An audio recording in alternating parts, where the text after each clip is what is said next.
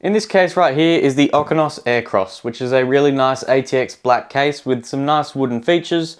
And yeah, Okinos were kind enough to send it out, and this is my review of it. Now yes, they did send the product out, but this is a completely independent review with my thoughts only. So let's get into it. In terms of the design of the case, it's a very simple but aesthetic design. On the front of the case we've got two pre-installed 140mm fans and our power button down here, as well as our nice walnut accent feature. Then around the side of the case you can see we've actually got another perforated panel, and that's because our power supply is actually at the front, while we have two 120mm fans that feed cold air to the GPU. So we'll see how that goes in games, and I'll see and test whether or not it actually has a performance difference by enabling and disabling the fans. Very much an interesting choice, and we'll see if it pays off later in the benchmarks. On the top of our case you can see that we've got our front I/O. So we've got actually a reset switch here, our two USB-A ports, one USB-C port, and a headphone microphone combo jack. In terms of our side panel removal for the case, I actually think it's one of the best features. So for the front, to remove the mesh on the front, all you have to do is click it in and pop it out, and then to put it back in you just click it back in and it comes out. Then on the side panels they're completely toolless, so you just take off the glass side panel like that, it just clicks out of place. And then on the top as well, all you have to do is lift up on the back and it comes out. So it's a really accessible case, and that is a great feature in my opinion. Really like that. Additionally, around the back, it's another toolless side panel and it just comes off like that. So I actually really like the toolless side panels, although I would like to see a screw or two on the glass one at least. Inside the case we've got support for an ATX, micro ATX or mini ITX motherboard, but of course it's already pre-configured for an ATX motherboard. Additionally, there are also back to front motherboard holes, so if you are using one of those motherboards, you can use those back connect motherboards and have some nice clean cable management. But if you don't have one of those, there's also these rubber grommets over here which hold the cables in place and hide up all the mess around the back. Hiding down beneath our accessory box are our two 120mm fans that feed air directly into the GPU. These are also reverse blade fans, so that's a nice touch, even though you won't really be able to see them as they're recessed into the case. Now taking a look at the back side of the case, you can see that we've got some nice areas for cable management. In terms of the areas, it's actually split in half. So you've got this zone over here, which has 33mm depth, which is about 2 fingers wide for me. So that's actually a lot of room for cable management. And then you've got this zone over here, which is 37mm of depth. So you've got a lot of room to fit your cables, and you're going to have no issue in putting your side panel on. But I guess we'll find out later when I actually build the computer with cable extensions, which always makes things a little more interesting. Additionally, they include these Velcro tie-down points, so that's quite handy, and it's nice to see that they're in-building cable management. In terms of drive support, this is where I'm a little less happy about the case. You can fit two 2.5-inch SSDs over here and one 3.5-inch hard drive over here. However, it should be noted that because these are so far away, you probably won't be able to use the same SATA cable. So when I'm installing the PC later into this case, I guess we'll see if I can use the same cable, which actually presents a problem to me because I only have one SATA cable for this power supply that I'm going to use. But I guess we'll find out.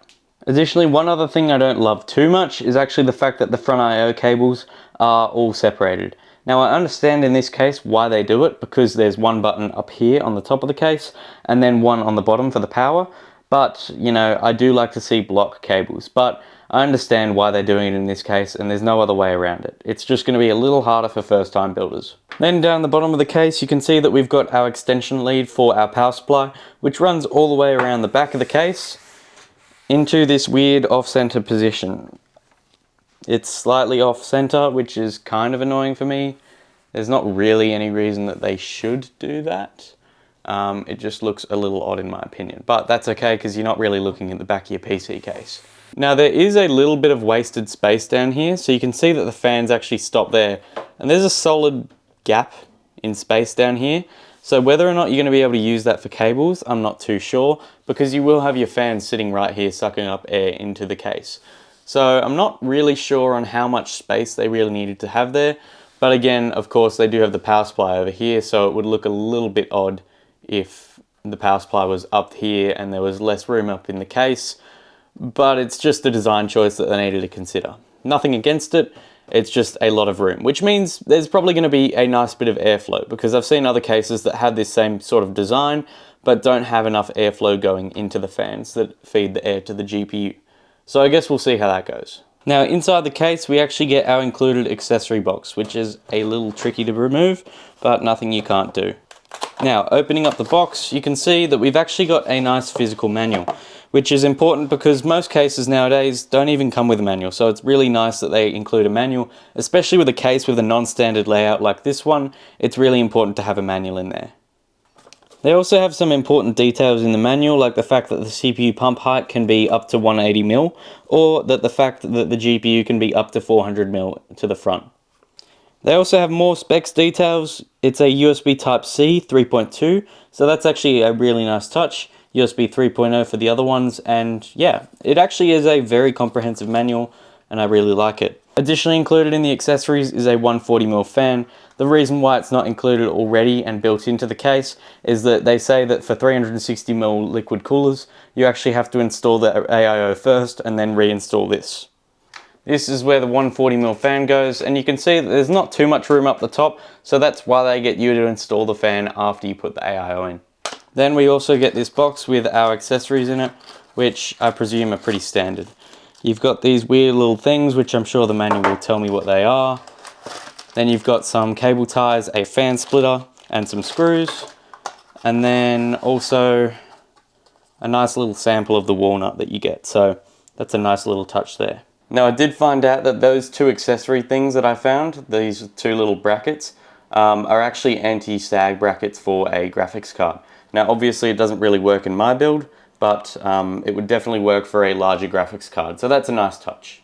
In terms of radiator support though, it's important to note that you can actually only install a radiator on the top or a 120mm on the rear of the case. And that's because on the front of the case, you've actually got these little metal brackets that you install your fans onto, and there's not enough depth to get in front of that.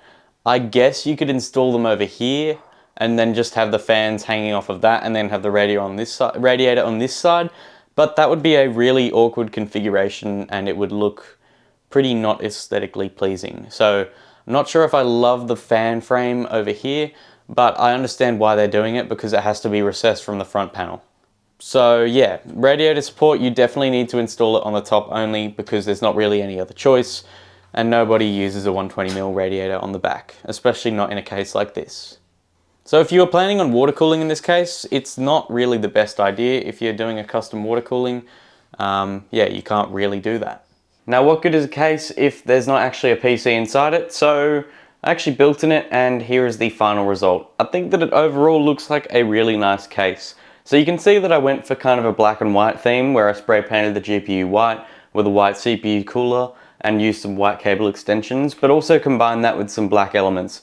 So I think overall it's a nice blend of those dark tones of the walnut wood on the front and also those lighter tones of that white. However, in that build process, I did come across a few things that I want to discuss. First of all is the power supply. Now for the power supply, for the recommendation, they recommend a 170mm long power supply. So anything shorter than that is okay, but 170mm without cables is where they cut it off. I used a 180mm and it was fine. I managed to do alright with it, but it was definitely challenging. So I used a 750 watt EVGA power supply and it worked, but I definitely think that in this build you need a fully modular power supply or at least a semi-modular power supply. You definitely don't have any room to shove any Molex or SATA cables underneath the fans that feed air to the GPU. My second complaint was cable management was actually quite difficult overall. I mean, I did have cable extensions, but because you don't have anywhere to shove those cables and hide them away, it's actually a lot harder. But overall, it was pretty okay to build in. Now that I've got the PC built, what I do want to test is actually whether or not those fans on the bottom actually do anything. So let's do that. Now after having run Furmark for 10 minutes, we can see that the fans actually do have an impact on the overall GPU temperature. So across the board, without the fans enabled for the GPU, we saw 3° higher temperatures across the board. So that was both for the hotspot, the temperature, and the memory. So yeah, we definitely do get a little bit of cooling out of the fans, although it's not significant enough for me to actually convince you to buy this case over another. So it's not that important, but it certainly could have an impact on your temperatures. So I actually do like that this feature actually is doing something. So overall, I am really happy with this case. It's a nice sleek design. It's pretty easy to build in. There's just some nuances that you have to figure out. You definitely need a modular power supply. and some cable extensions make it a little bit tricky to manage the cables and route them because you do have a lot of extra cabling. But it's a clean build, I like it. Would I personally buy it? Probably, and at around 120 Australian dollars I can recommend this case. Thank you once again to Okinos for sending out this case. I really liked reviewing it, and these were my independent thoughts again. And yeah, make sure you like, subscribe, and I'll catch you in the next one. I'm TechBiz, and I'm out.